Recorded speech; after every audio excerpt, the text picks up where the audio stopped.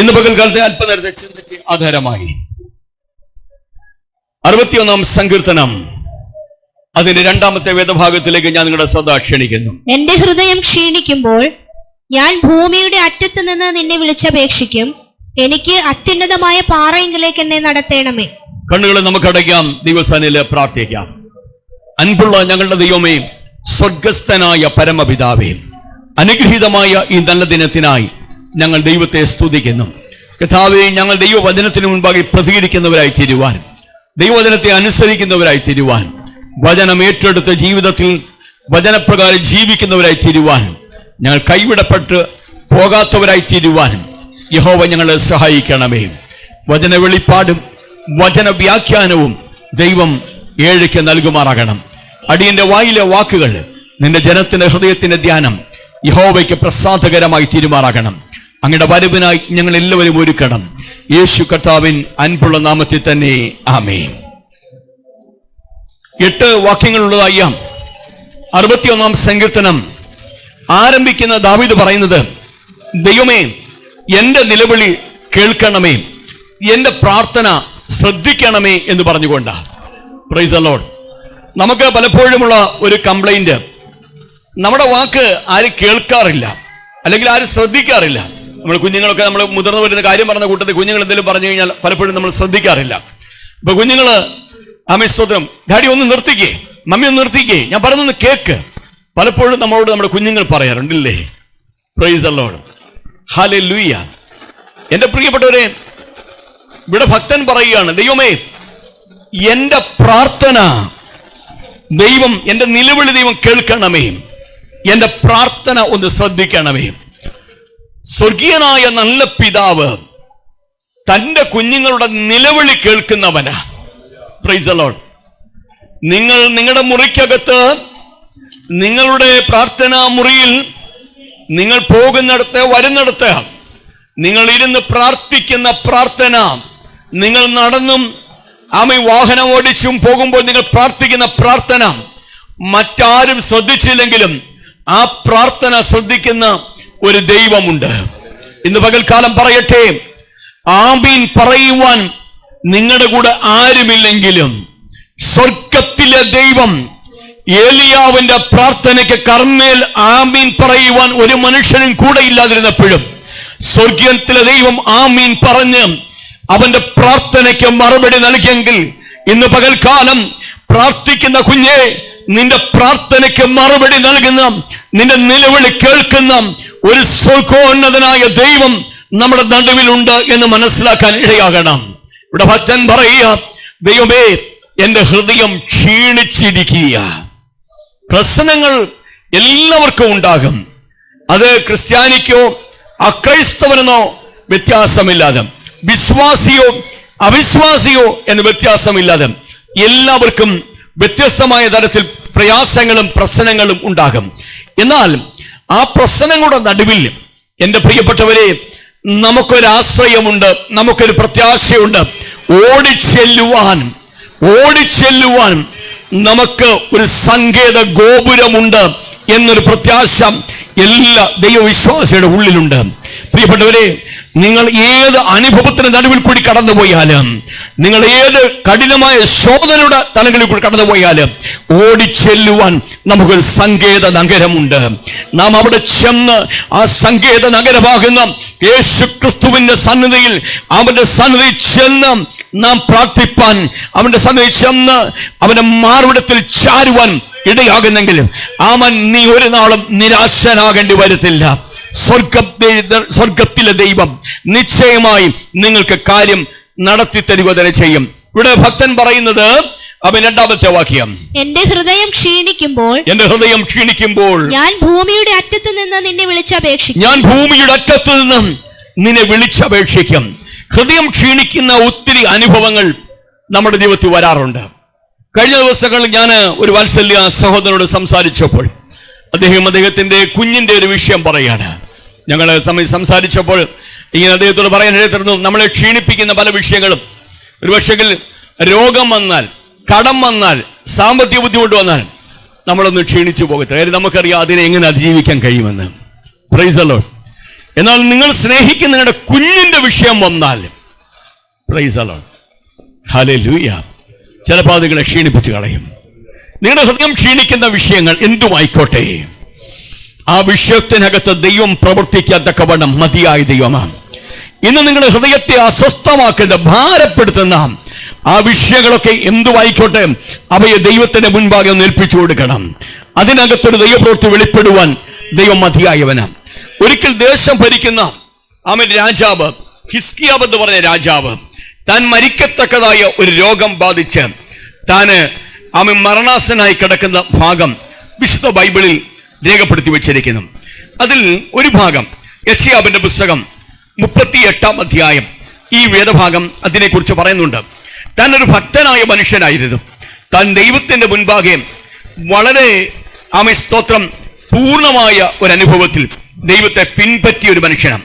അദ്ദേഹത്തിന് ദൈവത്തോട് ക്ലെയിം ചെയ്യാൻ കഴിയുന്നുണ്ട്, ദൈവമേ, ഞാൻ നിന്റെ മുൻപാകെ ഞാൻ നടന്നത് പരമാർത്ഥയോട് ജീവിച്ചൊക്കെ നീ ഒന്ന് ഓർക്കണമേ.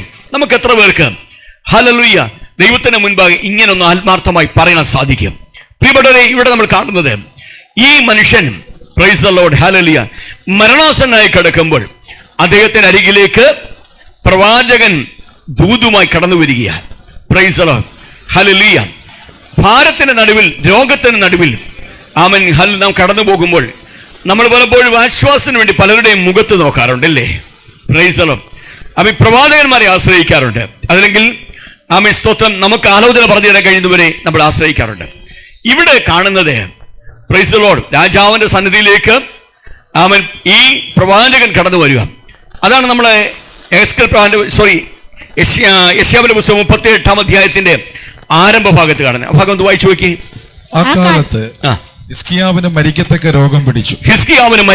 രോഗം പിടിച്ചു. ആമോസിന്റെ മകനായ യെശയ്യാ പ്രവാചകൻ അവന്റെ അടുക്കൽ വന്നു. പ്രവാചകൻ അടുക്കൽ വന്ന് ദൂതുമായിട്ടാണ് വരുന്നത്. Price the Lord. ഈ ദൂതുമായിട്ട് വന്നു കഴിഞ്ഞപ്പോഴേ അദ്ദേഹത്തിന്റെ ഹൃദയം അങ്ങ് സന്തോഷിച്ചു. പ്രവാചകനെ കണ്ടപ്പോഴേ തന്നെ സന്തോഷിച്ചെന്ന് ഞാൻ വിചാരിക്കുന്നത്. ഹല്ലേലൂയ. അപ്പൊ ദൈവത്തിന്റെ മുൻപാകെ പരമാർത്ഥത്തോട് നടന്നൊരു ഭക്തനാ, അല്ലേ? ആമേൻ. ദൈവത്തെ സേവിച്ചും ആരാധിച്ചും ജീവിച്ചതായ ഒരു ഭക്തനാ. ഈ മനുഷ്യന്റെ അടുക്കലേക്ക് ദൂതുമായി പ്രവാചകൻ വരികയാണ്. സ്തോത്രം. പിന്നെ സ്വാഭാവികമായിട്ടും മനുഷ്യരായ നമ്മൾ അങ്ങനെയുള്ള സമയങ്ങളിൽ സ്വാഭാവികമായിട്ടും ആലോചനയുമായി അല്ലെങ്കിൽ ആശ്വാസത്തിന് വേണ്ടി പ്രാർത്ഥിപ്പാൻ വേണ്ടി വരുമെന്നാണ് നമ്മൾ ചിന്തിക്കുന്നത്. എന്നാൽ ഇവിടെ സംഭവിച്ച വിഷയം നിങ്ങളൊന്ന് വായിക്കണം. ആമോസിന്റെ മകനായ യെശയ്യാ പ്രവാചകൻ അവന്റെ അടുക്കൽ വന്ന അവനോട് നിന്റെ ഗ്രഹകാര്യം ക്രമത്തിലാക്കുക, നീ മരിച്ചു പോകും, സൗഖ്യമാകില്ല എന്ന് യഹോവ അരുളി ചെയ്യുന്നു എന്ന് പറഞ്ഞു. ഇങ്ങനെ ഒരു ദൂത് കേട്ടാൽ നമുക്ക് നമ്മുടെ പ്രതികരണം എങ്ങനെയായിരിക്കും? സ്തോത്രം. നമ്മുടെ പ്രതികരണം എങ്ങനെയായിരിക്കും? ദൂത് പറഞ്ഞവനോട് നമുക്കൊരു അശേഷം സന്തോഷം ഉണ്ടാകത്തില്ല. നമ്മളെപ്പോഴും ആഗ്രഹിക്കുന്ന പ്രവചനം എന്താണെന്നറിയാമോ? നമ്മുടെ മനസ്സിനെ സന്തോഷിപ്പിക്കുന്ന, നമ്മുടെ ജീവിതത്തിൽ നന്മ നൽകുന്ന, വിടുതൽ നൽകുന്ന ആലോചന കേൾക്കാൻ വേണ്ടിയാണ് നമ്മൾ പലപ്പോഴും കൊതിക്കുന്നത്. സ്തോത്രം. പ്രവചനം എന്ന് പറയുന്നത് ദൈവത്തിന്റെ അരുളപ്പാടുകളെ അറിയിക്കുകയാണ്. ശ്രദ്ധയോട് കേൾക്കണേ. കൊരിന്ത്യർക്കെഴുതിയ ലേഖനത്തിൽ പ്രവചനത്തെ കുറിച്ച് പറയുമ്പോൾ പ്രവചനം എന്നത് അത് സഭയ്ക്ക് ആത്മീയ വർധന വരുത്തും എന്നാണ് അവിടെ എഴുതിയിരിക്കുന്നത്. Price the lord hallelujah. അപ്പൊ പ്രവചനം എന്ന് പറയുന്നത് ദൈവത്തിന്റെ അരുളപ്പാടിനെ അറിയിക്കുന്നതാണ്. പ്രവചനം എന്ന് പറയുന്നത് ഹല്ലേലൂയ സഭയ്ക്ക് ആത്മീയ വർധന വരുത്തുന്നതാണ്. നാം എക്സ്പെക്ട് ചെയ്യുന്ന കാര്യം, നമ്മൾ പ്രതീക്ഷിക്കുന്ന കാര്യം ഒക്കെ നല്ലതാ എന്ന് നമ്മോട് പറയുന്നത് മാത്രമല്ല പ്രവചനം. അങ്ങനത്തെ വാക്കുകൾ കേൾക്കാനാണ് നമുക്ക് പലപ്പോഴും കൊതി. യിരെമ്യാവിന്റെ പുസ്തകം 5-ാം അധ്യായത്തിലാണെന്ന് തോന്നുന്നു ഒരു വചനഭാഗം ഇങ്ങനെ രേഖപ്പെടുത്തി പ്രവാചകൻ പറഞ്ഞിരിക്കുകയാണ്: പ്രവാചകന്മാർ വ്യാജം പ്രവചിക്കുന്നു, പുരോഹിതന്മാർ അതിനോട് ഒത്തുപോകുന്നു, എന്റെ ജനത്തിന് അത് ഇഷ്ടം തന്നെ, എന്നാൽ ഒടുക്കം നിങ്ങൾ എന്ത് ചെയ്യും എന്നൊരു ചോദ്യമാ അവിടെ ചോദിക്കുന്നത്. നിങ്ങൾ കണ്ടോ? പ്രവാചകന്മാർ വ്യാജമായ റെഫറൻസ് കൂടെ പറ. 5-ാം അധ്യായം 31-ാമത്തെ 5-ന്റെ യിരെമ്യാവിന്റെ പുസ്തകം 5-ന്റെ 31. പ്രവാചകന്മാർ വ്യാജമായി പ്രവചിക്കുന്നു. പുരോഹിതന്മാരും അവരോട് ഒരു കൈയായി നിന്ന് അധികാരം നടത്തുന്നു. ആമേൻ. ഒരു കൈയായി നിന്ന് കാര്യങ്ങൾ നടത്തുക. അടുത്തത്, എന്റെ ജനത്തിനോ അതിഷ്ടമാകുന്നു, അതങ്ങിഷ്ടമാ. എന്നാൽ ഒടുക്കം നിങ്ങൾ എന്തു ചെയ്യും? എന്നാൽ ഇന്ന് വചനം പറയട്ടെ, വചനം വിട്ട് ജീവിതം ക്രമീകരിക്കാതെ എത്ര ആലോചന കേട്ടാലും നിത്യതയുടെ നന്മ നിങ്ങൾ പ്രാപിക്കത്തില്ല. നിത്യതയുടെ നന്മ പ്രാപിക്കണമെങ്കിൽ ഇന്ന് പകൽക്കാലം വിളിച്ചു പറയട്ടെ, അവിടുത്തെ വചനം അനുസരിച്ചുകൊണ്ട് അവിടുത്തെ വചനത്തിന് മുൻപായി ജീവിപ്പാൻ ഇടയാകുന്നെങ്കിൽ നിശ്ചയമായി നിങ്ങൾ അനുഗ്രഹിക്കപ്പെടുക തന്നെ ചെയ്യും. അതുകൊണ്ട് ആമേൻ, സ്തോത്രം. ആമേൻ. ദൈവവചനമെന്ന ആമേൻ മാറ്റമില്ലാത്ത അവിടുത്തെ വാക്ക് കേൾക്കുവാനിടയായി തീരണം കുഞ്ഞുങ്ങളെ. അതിലായിരിക്കണം സന്തോഷിക്കേണ്ടത്. ഇവിടെ ഹിസ്കിയാവ് ആലോചന കേൾക്കുവാൻ വേണ്ടി കാത്തിരുന്നപ്പോൾ ദൈവത്തിന്റെ അരുളപ്പാട് മരിക്കുമെന്ന ദൈവത്തിന്റെ അരുളപ്പാട് മരിക്കുമെന്ന ആമേൻ, സ്തോത്രം. നെഗറ്റീവായിട്ടുള്ള ഒരു ആലോചന കേട്ടത്. നെഗറ്റീവായ ആലോചന കേട്ടപ്പോൾ ഭക്തൻ ഒരു കാര്യം പറയുക, താന് ഭിത്തിയോട് ചേർന്ന് മുഖം തിരിച്ചിട്ട് ഒരു പ്രാർത്ഥിക്കുന്ന ഒരു പ്രാർത്ഥനയോട് പറയുന്നുണ്ട് അല്ലേ? വായിച്ചു നോക്കിയേ. അപ്പോൾ ഹിസ്കിയാവ് മുഖം ചുവരിന്റെ നേരെ തിരിച്ച് യഹോവയോട് പ്രാർത്ഥിച്ചു. ആമേൻ. അപ്പൊ ആലോചന നിനക്ക് വിപരീതമായിട്ടാണെങ്കിലും, മനസ്സിലായോ? ആലോചന നിനക്ക് വിപരീതമായിട്ടാണെങ്കിലും ക്ഷീണിച്ചു പോകാതെ നീ എന്ത് ചെയ്യണം? പ്രാർത്ഥിക്കണം. ആലോചനയും വിപരീതമായിട്ടാണെങ്കിലും, നീ ഇച്ഛിച്ചതിന് വിപരീതമായിട്ടാണ് ദൈവാലോചനയെങ്കിലും ക്ഷീണിച്ചു പോകാതെ പ്രാർത്ഥിക്കുന്നെങ്കിൽ നിന്റെ പ്രതികരണത്തിന് മുമ്പിൽ ദൈവപ്രവൃത്തി വെളിപ്പെടാനിടയായിത്തീരും. അവൻ ദൈവസന്നിധി പ്രാർത്ഥിച്ചു. അടുത്തത്, അയ്യോ യഹോവേ, ഞാൻ വിശ്വസ്തയോടും ഏകാഗ്ര ഹൃദയത്തോടും കൂടെ തിരുമുൻപിൽ നടന്ന് നിനക്ക് പ്രസാദമായുള്ളത് ചെയ്തിരിക്കുന്നു എന്ന് ഓർക്കണമേ എന്ന് പറഞ്ഞു. ഭക്തൻ പറയാം, അയ്യോ യഹോവേ, ഞാൻ വിശ്വസ്തതയോട് ഭക്തൻ പറഞ്ഞു, ഞാൻ വിശ്വസ്തയോട് ജീവിച്ചവനാ. എനിക്ക് നിങ്ങൾക്ക് പറയാൻ സാധിക്കണം കേട്ടോ. ദൈവമേ, തിരുമുൻപാകെ ഞാൻ വിശ്വസ്തയാ. എത്രമാത്രം വിശ്വസ്തനാ? ആമൻ. നമ്മൾ സ്വയം ഒന്ന് ചിന്തിച്ചു നോക്കുകയും, നീ വിശ്വസ്തനാണോ? നീ വിശ്വസ്തയാണോ? വേദപുസ്തകം പറയണം, വിശ്വസ്തന്മാർ മനുഷ്യപുത്രന്മാരിൽ കുറഞ്ഞു പോകുന്നു എന്ന സങ്കീർത്തന പുസ്തകം കാണുന്നത്. ഹല്ലേലൂയ. വിശ്വസ്തന്മാർ കുറഞ്ഞു പോകുമ്പോൾ കുഞ്ഞെ, നീ ഒരു വിശ്വസ്തനായ മനുഷ്യനാണോ? ദൈവം. എന്നാൽ ഇവിടെ ഭക്തൻ പറയുക, ഞാനൊരു വിശ്വസ്തനായ മനുഷ്യനാണ്. തിരുമുൻപാകെ ഞാൻ വിശ്വസ്തനും ഏകാഗ്ര ഹൃദയത്തോടുകൂടെ. നോക്കണം, അവൻ പ്രാർത്ഥനയ്ക്ക് ഇരിക്കുമ്പോൾ ശരീരം മാത്രം എവിടെ ഇരിക്കും? ആത്മാവ് കൊണ്ട് വിവിധ രാജ്യങ്ങളും വിവിധ ദേശങ്ങളും സഞ്ചരിക്കുന്ന പരിപാടിയൊന്നും ഹിസ്കിയാവിനില്ല, ദൈവവാക്കൊക്കെ ഉണ്ടാകത്തില്ല. ആമൻ. വേദപുസ്തകം പറയണം, ഏകാഗ്ര ഹൃദയത്തോട്. ഇന്ന് പകൽക്കാലം നമ്മുടെ ആരാധനയൊക്കെ എങ്ങനെ? ഏകാഗ്ര ഹൃദയത്തോടാണോ? നമ്മുടെ ഹല്ലേലൂയ സഭായോഗത്തിൽ നമ്മൾ സംബന്ധിക്കുന്നത് എങ്ങനെ? ഏകാഗ്ര ഹൃദയത്തോടാണോ? ആമൻ. പ്രിയപ്പെട്ടവരെ, ഇന്ന് പകൽക്കാലം നമ്മുടെ ഹൃദയങ്ങളെ ശോധന എന്ന ദൈവത്തിന് മുൻപാകിയാ ഞാൻ നിങ്ങൾ വിരിക്കുന്നത്. ഏകാഗ്ര ഹൃദയത്തോടും ദൈവസ്ഥാനത്തിൽ ഇരിക്കാൻ ഭക്തൻ രണ്ടാമത് പറയുന്നത്, ഒന്ന് ഞാൻ വിശ്വസ്തനാ, രണ്ട് ഞാൻ ഏകാഗ്ര ഹൃദയത്തോടാ നിന്നെ അനുസരിച്ച്. മൂന്നാമത് പറയുന്നത്, തിരുമുൻപിലാ ഞാൻ നടന്നത്. ഭക്തൻ പറയാ, നല്ല ഉറപ്പാ, ഞാൻ നടന്നത് മുഴുവൻ തിരുമുൻപിലാ. Price the Lord. ദൈവം എന്റെ മുമ്പിലുണ്ടെന്നുള്ള ബോധ്യത്തിലാണ് നടപ്പ്. ആമൻ. ദൈവദിനം അനുസരിക്കുന്ന വാത്സല്യ സഹോദര സഹോദരി, രക്ഷിക്കപ്പെട്ടവരെ, സ്നാനമേറ്റ് കർത്താവിനോട് ചേർന്നവരെ, ഞാൻ നിങ്ങളോട് ചോദിക്കട്ടെ, ദൈവം എന്റെ മുൻപിലുണ്ടെന്നുള്ള ബോധ്യത്തിലാണോ എന്റെയും നിങ്ങളുടെ നടപ്പും ജീവിതവും? Price the lord. ഹല്ലേലൂയ. തിരുമുൻപിലാ ഞാൻ നിങ്ങൾ നടക്കേണ്ടത്. നീ പോകുന്നിടത്ത് ഒരുപക്ഷെ നിന്റെ ഓഫീസിൽ മറ്റാരും കാണത്തില്ലായിരിക്കാം, നീ പോകുന്ന കൂട്ടുകാരുടെ നടുവിൽ മറ്റാരും കാണത്തില്ലായിരിക്കാം. എന്നാൽ എല്ലാം കാണുന്ന ദൈവത്തിന്റെ മുൻപില നിന്റെ നടപ്പും സംസാരവും പ്രവൃത്തിയുമെന്ന് നീ ഓർക്കുവാൻ ഇടയാകണം. അവൻ പറയുക, ദൈവമേ, ഞാൻ തിരുമുൻപിൽ നടന്നവനാ. ഇന്ന് പകൽക്കാലം തിരുമുൻപിൽ നടക്കുന്ന ദൈവത്തിന്റെ പൈതലെ, ദൈവ സാന്നിധ്യം അനുഭവിക്കുന്ന ദൈവത്തിന്റെ പൈതലെ, ആമേൻ, ഇന്ന് പകൽക്കാലം നിന്റെ ജീവിതം തിരുമുൻപിൽ നടക്കുന്ന അനുഭവമാണെങ്കിൽ നിന്നെ കൊണ്ട് ചിലത് ദൈവം മാറ്റാൻ പോകുക. ചില ആമേൻ ഹല്ലേലൂയ നിയോഗങ്ങൾ നിന്റെ മേൽ ദൈവം പകർന്നുകൊണ്ട്, പ്രൈസ് ദി ലോർഡ്, ദൈവം നിന്റെ ജീവിതത്തിൽ ഹല്ലേലൂയ ഒരിക്കലും മാറത്തില്ലെന്ന് പറഞ്ഞ ചില അനുഭവങ്ങൾ ദൈവം മാറ്റുവാൻ പോകുകയാ. Praise the lord. ഹല്ലേലൂയ. ആലോചന എന്തുമായിക്കോട്ടെ, മാറ്റമില്ലെന്ന് നീ പോലും വിചാരിക്കുന്ന ചില കാര്യങ്ങൾക്കകത്ത് ദൈവ തമ്പുരാൻ ഒരു മാറ്റം വരുത്തത്തക്കവണ്ണം ഇന്ന് പകൽക്കാലം ഇടയാകട്ടെ. നീ ദൈവം മുൻപാകെ നടക്കുന്ന വ്യക്തിയായിരിക്കണം. യൗവനമായിക്കോട്ടെ, കുഞ്ഞുങ്ങളായിക്കോട്ടെ, യൗവനക്കാരായിക്കോട്ടെ, കുഞ്ഞുങ്ങളായിക്കോട്ടെ, മുതിർന്നവരായിക്കോട്ടെ, എന്റെ കുഞ്ഞുങ്ങളെ, നാം ദൈവത്തിന്റെ മുൻപാകെ നടക്കുന്നവരായി തീരണം. ദൈവത്തിന് യോഗ്യമല്ലാത്തത് കേൾക്കുവാൻ, ദൈവം എന്റെ മുമ്പിലിരിക്കുമ്പോൾ ദൈവത്തിന് യോഗ്യമല്ലാത്തത് കാണുവാൻ, ദൈവത്തിന് യോഗ്യമല്ലാത്ത ചാറ്റ് വേണ്ടാന്ന് വെക്കുവാൻ, ദൈവത്തിന് യോഗ്യമല്ലാത്തതിനെ ഒഴിവാക്കുവാൻ നമ്മുടെ ജീവിതത്തിൽ ഇടയായി തീരണം. Price the lord. ഹല്ലേലൂയ. ഹിസ്കിയാവ് പറയാണ്, ഞാൻ നിന്റെ മുൻപാകെ നടന്നവനാ. അടുത്തത്, നിനക്ക് പ്രസാദമായുള്ളത് ചെയ്തിരിക്കുന്നു. നിനക്ക് പ്രസാദമുള്ളതാണ്. ഹല്ലേലൂയ. എന്നെ പ്രസാദമുള്ളതല്ല, നമ്മൾ പലപ്പോഴും നമുക്ക് പ്രസാദമുള്ള ചെയ്യുന്നവരാ. Praise the lord. ഹല്ലേലൂയ.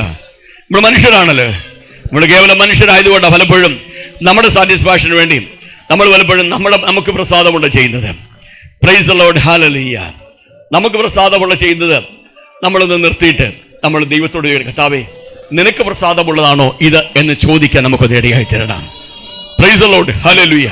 ഈ നമുക്ക് പ്രസാദമുള്ള പ്രവൃത്തികളിലേക്ക് കടക്കുന്ന അത് ജഡത്തിന്റെ പ്രവൃത്തി. ആരെങ്കിലും നമ്മളെ ഒന്ന് പ്രശംസിക്കുന്നത് നമുക്ക് ഏറ്റവും ഇഷ്ടമുള്ളതാണ്. ആരെങ്കിലും നമുക്കൊന്ന് കൈ തന്നിട്ട് കൊള്ളാം, ബെലഫേഷ് എന്ന് പറയുന്നത് നമുക്ക് വലിയ പ്രസാദമുള്ള കാര്യമാണ്, ഇല്ലേ? ജഡത്തിന് പ്രസാദമുള്ള ഒത്തിരി കാര്യങ്ങൾ നമ്മളുണ്ട്. എന്നാൽ നമുക്ക് ദൈവത്തിന് പ്രസാദമുള്ള ചെയ്യുവാനാണ് നമുക്കിടയായി തീരേണ്ടത്. മറ്റുള്ളൊരു ബെലഫേഷ് എന്ന് പറയുന്നതല്ല, ദൈവം നമ്മെ നോക്കിക്കൊണ്ട് കൊള്ളാം കുഞ്ഞേയും നല്ലവനും വിശ്വസ്തനുമായ ദാസനെയും എന്ന് വിളിക്കുവാനാണ് ഇടയാകേണ്ടത്. അതുകൊണ്ട് നമ്മുടെ ജീവിതത്തിന്റെ ഓരോ ചലനവും, ജീവിതത്തിന്റെ നിശ്വാസങ്ങൾ ദൈവത്തിന് പ്രസാദമുള്ളതായിരിക്കുവാൻ ഇടയാകണം. അപ്പോൾ ഇദ്ദേഹം അങ്ങനെ പ്രാർത്ഥിപ്പാനിടയായത്. അങ്ങനെ പ്രാർത്ഥിച്ചു കഴിഞ്ഞപ്പോൾ ദൂത് പറഞ്ഞു പോയ പ്രവാചകനെ തിരിച്ച് ദൈവം തമ്പുരാൻ മടക്കി അയക്കുക. Price the Lord. ആലോചന നിനക്ക് വിപരീതമായിട്ടാണെങ്കിലും ഹല്ലേലൂയ, അവൻ നീ ദൈവസന്നിധിയിൽ അവൻ ഇന്ന് പകൽക്കാലം വിശ്വസ്തനും ദൈവസന്നിധിയിൽ പൂർണ്ണമായി ദൈവത്തെ സേവിക്കുന്നവനും അപ്പോൾ തന്നെ ദൈവം മുൻപാകെ നടക്കുന്നവനും വചനത്തെ അനുസരിക്കുന്നതുമായ ഒരു വ്യക്തിയാണെങ്കിൽ, ആലോചന പറഞ്ഞ ദൈവം തന്നെ നിനക്ക് വേണ്ടി ആലോചനയെ മാറ്റി നിനക്കനുകൂലമായി നിന്റെ പ്രാർത്ഥനയ്ക്ക് മറുപടി നൽകുവാൻ മതിയായ ദൈവമാണ്. ഈ പുസ്തകത്തിന്റെ 14-ാമത്തെ വാക്യത്തിൽ ഭക്തൻ ഇങ്ങനെ തന്റെ ജീവിതാനുഭവം പറയും. പുസ്തകം 38:14. മീവൽ പക്ഷിയോ കൊക്കോ എന്ന പോലെ ഞാൻ ചിലച്ചു, ഞാൻ പ്രാവ് പോലെ കുറുകി, എന്റെ കണ്ണുയരത്തിലേക്ക് നോക്കി ക്ഷീണിച്ചിരിക്കുന്നു. യഹോവേ, ഞാൻ ഞെരുങ്ങിയിരിക്കുന്നു, നീ എനിക്ക് ഇടനിൽക്കണമേ. ആ വാക്യം ഒന്നുകൂടെ വായിച്ചു. മീവൽ പക്ഷിയോ കൊക്കോ എന്ന പോലെ ഞാൻ ചിലച്ചു, ഞാൻ പ്രാവ് പോലെ കുറുകി, എന്റെ കണ്ണുയരത്തിലേക്ക് നോക്കി ക്ഷീണിച്ചിരിക്കുന്നു. നോക്കണം, ഇപ്പൊ ഭക്തൻ ഇങ്ങനെ ക്ഷീണിച്ചിരിക്കുക, എന്റെ കണ്ണ് ഉയരത്തിലേക്ക് നോക്കി ക്ഷീണിച്ചിരിക്കുക. ദൈവമുഖത്തേക്ക് നോക്കി ക്ഷീണിച്ചിരിക്കുന്ന ആരെങ്കിലും ഉണ്ടോ? കർത്താവേ, ഇനി എന്നാ എനിക്ക് വേണ്ടി ഒന്ന് പ്രവർത്തിക്കുന്നത്? സമയം മുൻപോട്ട് കടന്നുപോയിക്കൊണ്ടിരിക്കുക, എന്നാ എനിക്കൊരു വിടുതല്? എന്നാൽ ഇന്ന് പകൽക്കാലം ഉയരത്തിലേക്ക് നോക്കി ക്ഷീണിച്ചിരിക്കുന്ന നിന്നോട്, രോഗക്കിടക്കയുടെ മുമ്പിൽ കിടക്കുന്ന നിന്നോട്, രോഗത്തിന്റെ അനുഭവത്തിൽ ക്ഷീണിച്ചു പോയ ഹിസ്കിയാവിനോട് തമ്പുരാൻ പറയുന്നൊരു ദൂതുണ്ട്. കുഞ്ഞേ, നിന്റെ അവസ്ഥയ്ക്ക് മാറ്റം വരുത്തുവാൻ ഞാൻ മതിയായവനാ. ഹിസ്കിയാവിനോട് ദൂത് പറഞ്ഞ ദൈവം തന്നെ ദൈവത്തിന്റെ പദ്ധതിയെ മാറ്റി അവനെ അനുഗ്രഹിച്ചുവെങ്കിൽ ഇന്ന് പകൽക്കാലം ഹൃദയം ക്ഷീണിച്ചിരിക്കുന്ന നിനക്ക് വേണ്ടി യഹോവ അത്ഭുതം പ്രവർത്തിപ്പാൻ മതിയായവനാ. ആമേൻ. Hallelujah, hallelujah. അവന്റെ ആയുസ്സിനെ നീട്ടിക്കൊടുത്തത് മാത്രമല്ല, അവന്റെ തലമുറകളെ കൂടെ അനുഗ്രഹിക്കുന്ന അനുഗ്രഹത്തിന്റെ വാക്കുകൾ അത്രയും സർവശക്തനായ ദൈവം അവിടെ പറഞ്ഞത്. ഇനി നമ്മൾ സമയം മുൻപോട്ട് പോകുന്നുണ്ട്, അടുത്ത ഒരു ഭാഗത്തൂടെ കടക്കുക. യോനായുടെ പുസ്തകം, യോന പ്രവാചകന്റെ പുസ്തകം 2-ാമത്തെ അധ്യായം 6-ാമത്തെ വാക്യം. ആമേൻ, ഹല്ലേലൂയ. അത് മാത്രം ഒന്ന് വായിക്കും. ഞാൻ പർവ്വതങ്ങളുടെ അടിവാരങ്ങളോളം ഇറങ്ങി ഭൂമി തന്റെ ഓടാമ്പലുകളാൽ എന്നെ സദാകാലത്തേക്ക് അടച്ചിരുന്നു. നീയോ എന്റെ ദൈവമായ യഹോവേ, എന്റെ പ്രാണനെ കുഴിയിൽ നിന്ന് കയറ്റിയിരിക്കുന്നു. അടുത്തത് 7-ാമത്തെ വാക്യം. എന്റെ പ്രാണൻ എന്റെ ഉള്ളിൽ ക്ഷീണിച്ചു പോയപ്പോൾ, എന്റെ പ്രാണൻ എന്റെ ഉള്ളിൽ ക്ഷീണിച്ചു പോയപ്പോൾ. അവിടെ നിൽക്കട്ടെ, ഇത് എവിടെ കിടന്നാ പറയുന്നത്? 2-ാമത്തെ തുടക്കം ഒന്ന് വായിക്കേ. യോന മത്സ്യത്തിന്റെ വയറ്റിൽ വെച്ച്, മത്സ്യത്തിന്റെ വയറ്റിൽ, വലിയ തിമിംഗലത്തിന്റെ വയറ്റിൽ കിടന്നിട്ട് പറയുക, എന്താ യോനായെ നീ തിമിംഗലത്തിന്റെ വയറ്റിൽ പോകാനുള്ള കാര്യം?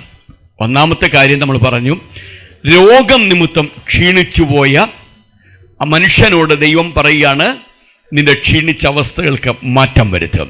Price the lord. രണ്ടാമത്, യോന എന്ന് പറഞ്ഞ പ്രവാചകൻ പറയുകയാണ്, ഞാൻ ക്ഷീണിച്ചുപോയി. Praise the lord. ആമേൻ. ദൈവത്തിന്റെ അരുളപ്പാടറിയിക്കുന്ന ദൈവത്തിന്റെ പ്രവാചകനോട് ദൈവം ഇടപെട്ടു. ദൈവം ഇടപെട്ട് പറയുക, നീ നിനവയിലേക്ക് പോകണം. നിനവയിലേക്ക് പോകണമെന്ന് തമ്പുരാൻ പറഞ്ഞു. ഇന്ന് തമ്പുരാനെ വ്യക്തമായി അടുത്തറിയാവുന്ന പ്രവാചകൻ പറഞ്ഞു, നീ കൃപയുള്ളവന്, കരുണയുള്ളവന്, പ്രാർത്ഥന കേൾക്കുന്നവന്, അതും എനിക്കറിയാം. അതുകൊണ്ട് നീ എന്നെ വിട്ടാലും ഞാൻ പോയി ദൂത് പറഞ്ഞാലും അവർ നിന്നോട് പ്രാർത്ഥിച്ചു കഴിഞ്ഞാൽ നീ അവരോട് കരുണ കാണിക്കും. പിന്നെ എൻ്റെ വാക്കൊക്കെ വെറുതെ ആയിപ്പോ. ഇവിടെ ശരിക്കും പറഞ്ഞു കഴിഞ്ഞാൽ ഒന്ന് ശ്രദ്ധയോടെ കേൾക്കണേ. പ്രവാചകന് സ്വന്തം വാക്കിനെ ദൈവത്തെക്കാൾ ഉപരിയായിട്ട് സ്വന്തം സ്തോത്രം പ്രതിച്ഛായല്ലേ സ്നേഹിച്ചത്? ആണോ ഇല്ലയോ? ഞാൻ പോയൊരു വാക്ക് പറഞ്ഞ് അങ്ങനെ നടക്കത്തില്ലെന്നേ. നിങ്ങൾ വായിച്ചു നോക്കി, യോനയുടെ പുസ്തകം എടുത്തേ.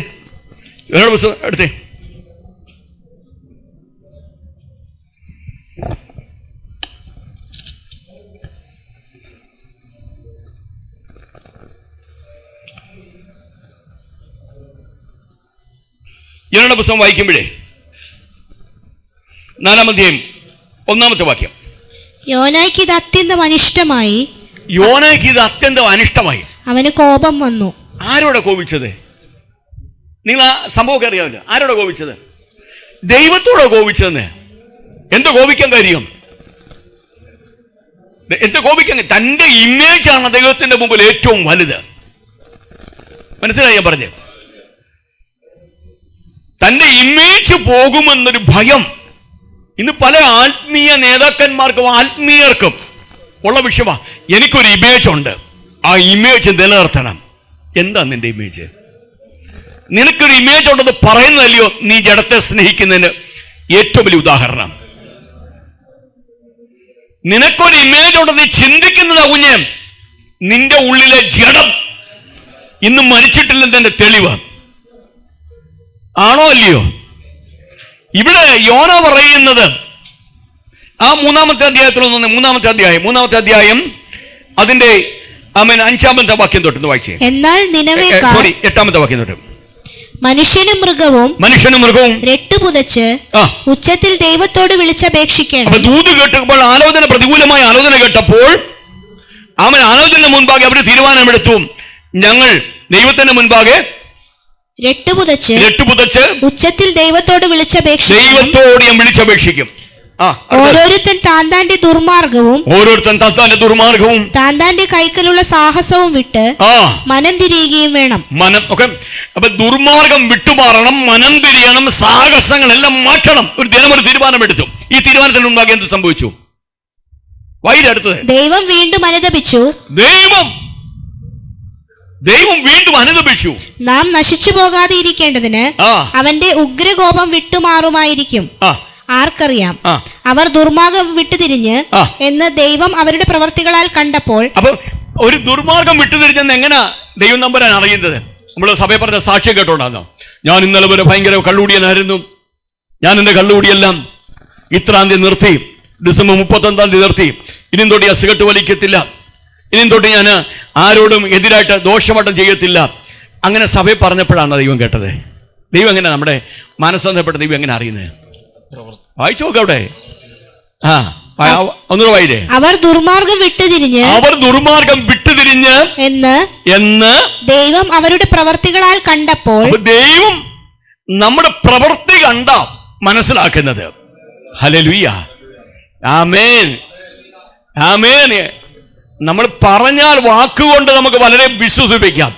തമ്പുരാനെ വിശ്വസിപ്പിക്കണമെങ്കിൽ നിന്റെ ഹൃദയത്തിനകത്തുനിന്ന്, നിന്റെ ജീവിതത്തിനകത്തുനിന്ന് പുറപ്പെടുന്ന പ്രവൃത്തി കൊണ്ട് ദൈവം നിന്നെയും എന്നെയും അളക്കുമ്പോൾ, അവൻ എന്റെ പ്രിയപ്പെട്ടവരെ, അവന്റെ സന്നിധിയിൽ ഞാൻ നിങ്ങൾ കുറ്റമില്ലാത്തവരായിരിക്കട്ടെ. Hallelujah, hallelujah. ഇവിടെ പറയുകയാണ്, ഇവിടെ എന്താ പറഞ്ഞത്? അവർ ദുർമാർഗം വിട്ടുതിരിഞ്ഞു എന്ന് ദൈവം അവരുടെ പ്രവർത്തികളാൽ കണ്ടപ്പോൾ. ആമേൻ. അവരുടെ പ്രവർത്തികളാൽ കണ്ടപ്പോൾ താൻ അവർക്ക് വരുത്തുമെന്ന് അരുളി ചെയ്തിരുന്ന അനർത്ഥത്തെ കുറിച്ച് ദൈവം അനുതപിച്ച് അത് വരുത്തിയതുമില്ല. അത് വരുത്തിയില്ലെന്ന്.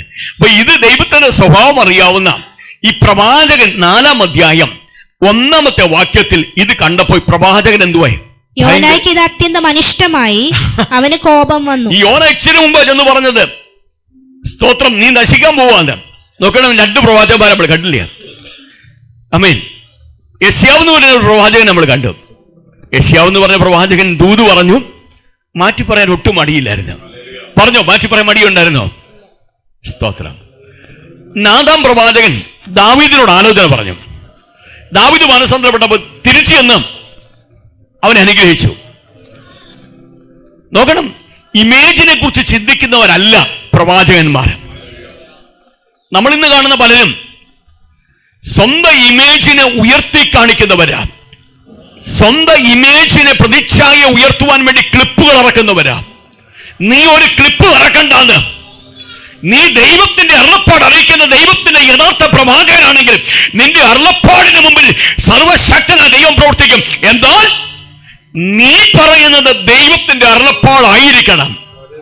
തമ്പുരാൻ പറയണം, മാറ്റി പറയണം. ഇത് യോനയ്ക്ക് അറിയത്തില്ലെന്ന് എന്റെ വിശ്വാസം. യോന ഇപ്പോഴും പ്രവാചകനൊക്കെ ആണെങ്കിൽ ഇപ്പോഴും ജീവിക്കുന്ന എവിടെയാണ്? അല്ലെങ്കിൽ നിങ്ങൾ അല്ലെന്ന് പറ. പ്രവചനമൊക്കെ ഉണ്ട്, ദർശനമുണ്ട്, കൃപയുണ്ട്, അന്യഭാഷയുണ്ട്, കൃപാവരമുണ്ട്. പക്ഷെങ്കിൽ ഇപ്പോഴും തന്റെ പ്രതിച്ഛായക്ക് ഒരു കോട്ട, തന്റെ വാക്ക് നടക്കുന്നില്ലെന്ന് കണ്ടപ്പോൾ ദൈവത്തോട് കോപിച്ചെന്നാ പറഞ്ഞിരിക്കുന്നത്. സ്തോത്രം, ഹല്ലേലൂയ. 4-ാമത്തെ അധ്യായം ഒന്നെടുത്തേ. 4-ാമത്തെ അധ്യായം. ഞാൻ എതിർ സുവിശേഷം ഒന്നുമല്ല പറഞ്ഞത്, നമ്മളൊന്ന് ഉടച്ചു പണിയപ്പെട്ടേ മതിയാകത്തുള്ളൂ. സ്തോത്രം. 4-ാം അധ്യായം 1-ാമത്തെ വാക്യം ഒന്നുകൂടെ വായിക്കേ. യോനായ്ക്ക് ഇത് അത്യന്തം അനിഷ്ടമായി, അവന് കോപം വന്നു. കോപം വന്ന ദൈവത്തോടെ, കേട്ടോ, വളരെ വ്യക്തമായിട്ട് മനസ്സിലായി. അവന് കോപം വന്നു. കോപിക്കാനുള്ള കാര്യം ഇനി പറയാൻ പോകുന്നത്.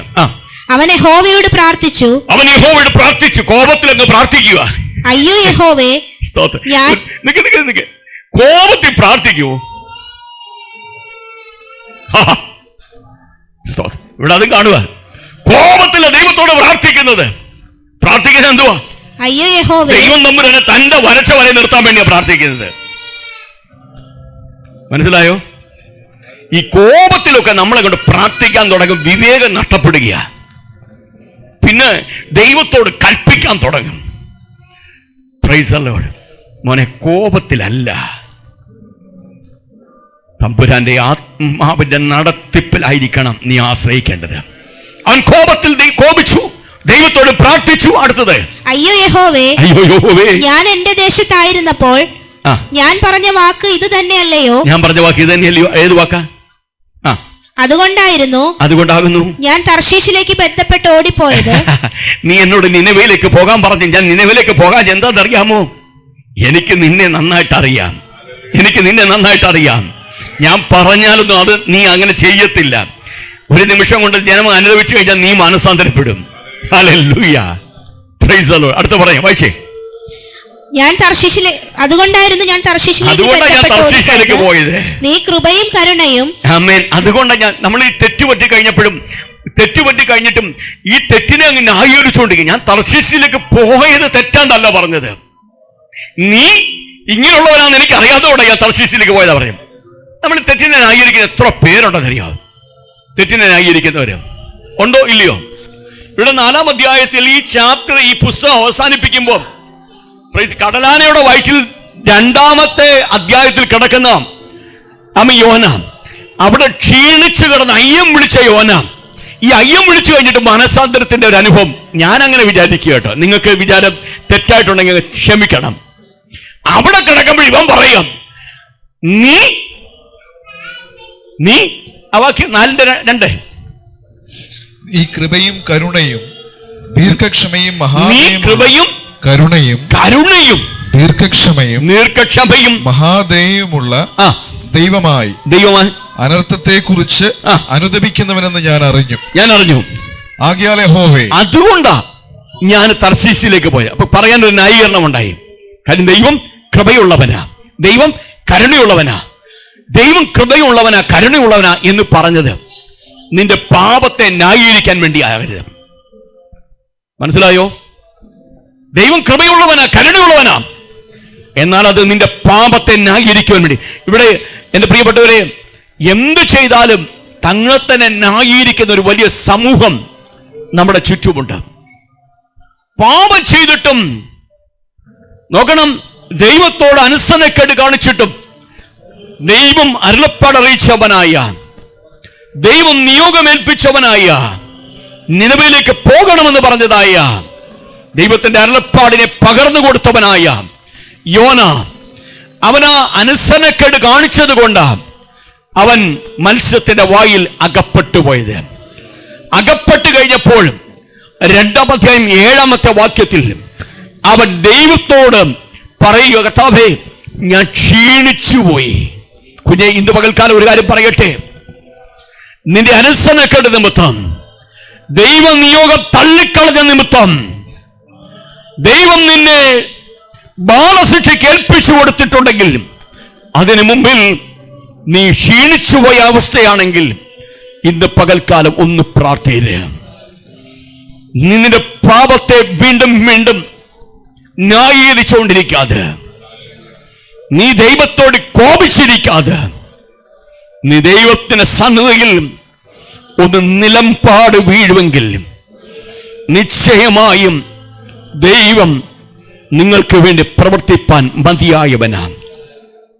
വിശുദ്ധ വേദപുസ്തകത്തിൽ ദൈവം ക്ഷീണിച്ചവന് വേണ്ടി പ്രവർത്തിക്കുന്ന ചില മേഖലകളാണ് ഞാൻ പറയുവാൻ ഇടയായി തരുന്നത്.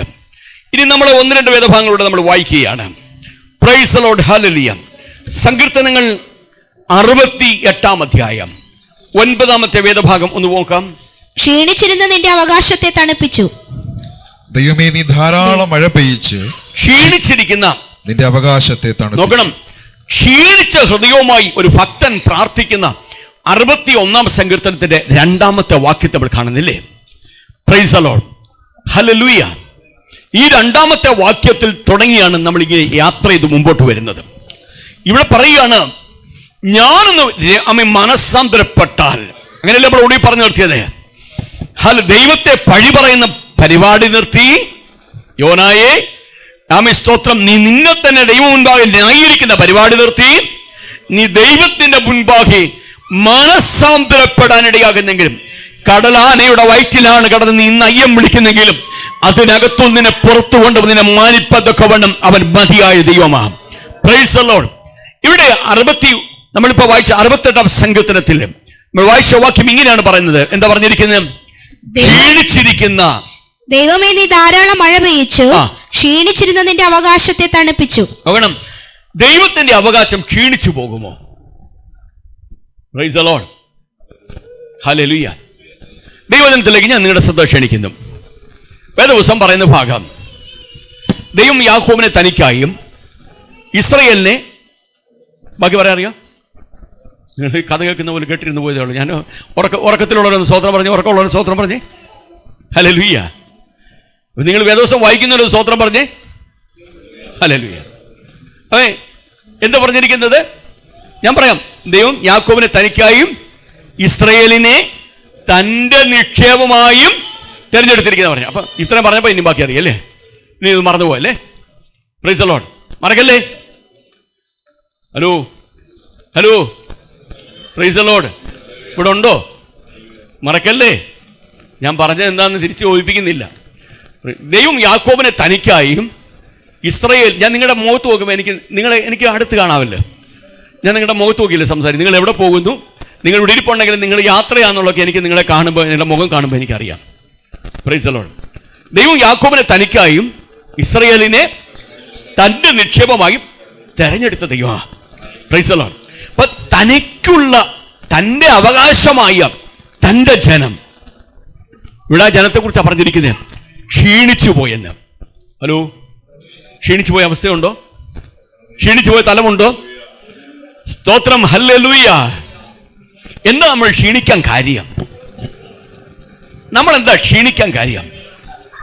ഇവരെ രക്ഷിക്കപ്പെട്ടു, വീണ്ടും ജനം പ്രാപിച്ചു, സ്നാനപ്പെട്ടു, ആമൻ ഹല്ലേലൂയ, ആത്മാവിനുസത്തിൽ ആരാധിക്കുന്ന സഭയിൽ വന്നിട്ടും ക്ഷീണിച്ചു പോകുന്നെങ്കിൽ എന്താ കാര്യം എന്നറിയാമോ? എന്താ കാര്യം? എന്താ കാര്യം? ഒരു മനുഷ്യൻ ക്ഷീണിക്കുന്നത്, നമ്മളുടെ ഈ കുഞ്ഞുങ്ങളൊക്കെ നമ്മുടെ മുമ്പിൽ ഓടിച്ചാടി നടക്കുന്നുണ്ടല്ലോ. ഓക്കെ, നല്ല ആരോഗ്യമുള്ള കുഞ്ഞുങ്ങൾ. സ്തോത്രം. നമ്മൾ വീണ്ടും ജനം പ്രാപിച്ച ദൈവത്തിൻ്റെ മക്കള്, നമ്മൾ ക്ഷീണിച്ചു പോകുന്നെങ്കിൽ, നമ്മൾ ബലഹീനായി പോകുന്നതിന് കാര്യം എന്തുവാ? ഒന്ന് പറയാം. ആരാ പറഞ്ഞേ? ആരാണ്ട് ഇവിടെ പറഞ്ഞേ?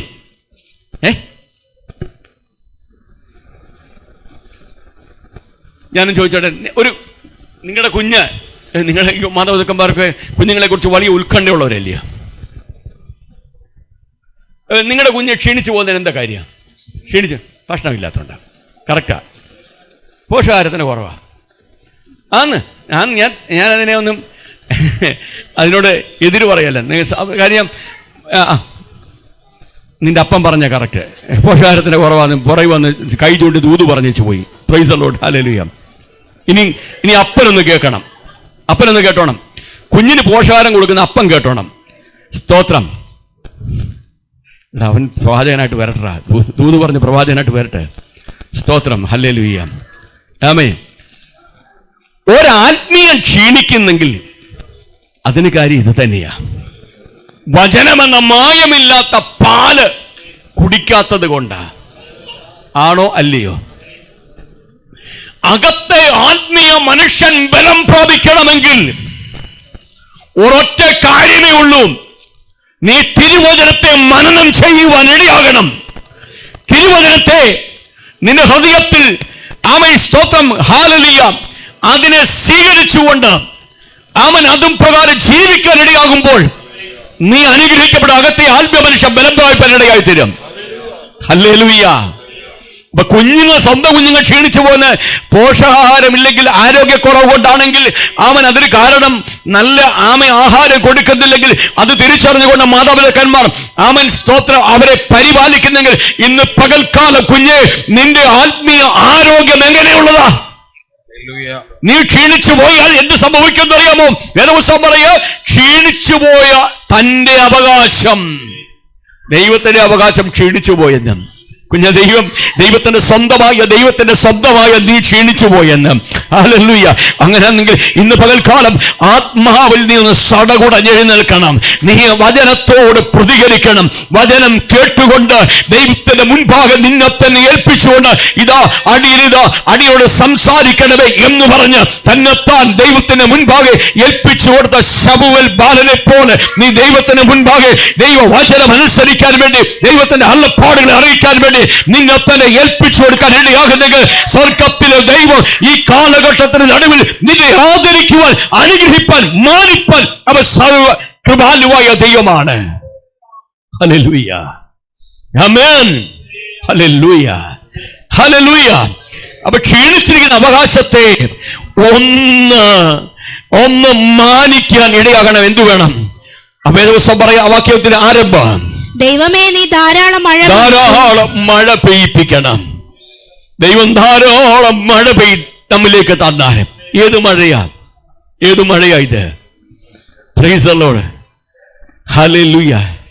ഇത് ഉയരത്തിൽ നിന്ന് പെയ്തിറങ്ങുന്ന ആത്മമാരിയുടെ മഴയാ.